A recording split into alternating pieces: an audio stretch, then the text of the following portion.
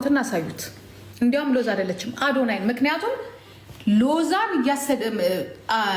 ጃኒን እያሰማራችበት ያለችው የአዶናይ እናት ናት። የአዶናይ እናቱ ናት። አዶናይ በጣም አስተውላችሁ ከሆነ ስለነዚህ ልጆች በጣም እየፈተፈቱ ያሉት የራሳቸውን ህይወት ኖረው የጨረሱ ያገቡ የወለዱ አሁንም ያገቡ የወለዱ የፈቱ 3-4 ልጅ ይዘው ትዳራቸውን የበተኑ ያረጡ ሽንታቸው የቀዘቀዘ ምንም ከዚህ በኋላ ተስፋ የሌላቸው ተስፋ የቆረጡ አሮጊትና ሽማግሌዎች ናቸው። አዶናይና ጃኒ ህፃን ልጆች አይደሉም። እድሜያቸው ትንሽ ነው እንጂ 20ዎች ውስጥ ነው እንጂ ልጆች አይደሉም።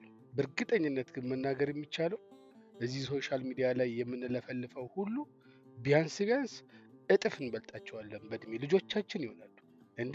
ሪሌሽንሺፕ እኮ ትለያያለህ፣ ትገናኛለህ፣ ትተዋተዋለህ፣ ትበዳደላለህ። እንደዚህ እኮ ነው ህይወት እኮ። ሬጉላር ላይፍ እኮ እንደዚህ እኮ ነው። ምንም ለራሳቸው ክብር የሌላቸው ለእናታቸው አይደለም የራሳቸው እናትነት እንኳን ያላስከበራቸው በጣም ባለጌ ሰዎች አሉ እዚህ ሚዲያ ላይ።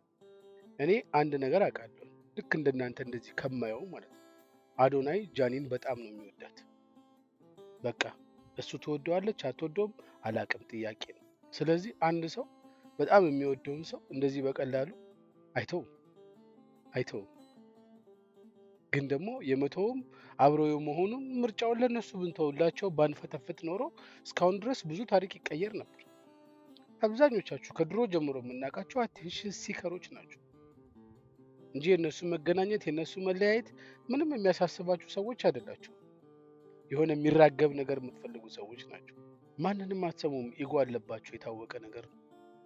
ግን እንደው ቤተሰብ ጋር ባትሄዱ ምን አለበት እንዴ? ልክ አይደለም እኮ። የፈለገ ኢቪል የፈለገ መጥፎ ሰው ብንሆን ማንም ሰው ማለት ነው በጣም ትንሽዬ እግዜር ውስጥ አለች እንዴ። እሷን ተጠቀሙ እንጂ አንዳንዴ ተው እንጂ።